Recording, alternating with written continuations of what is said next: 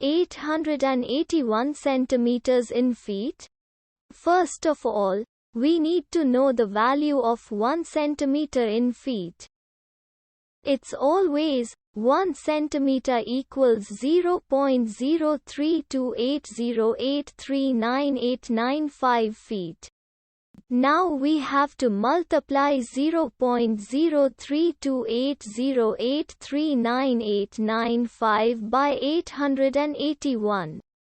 Therefore, 881 centimeters times 0.03280839895 feet equals 28.904199479495 feet.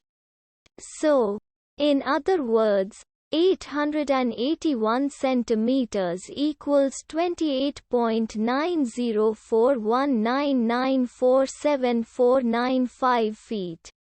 We hope you have enjoyed this video.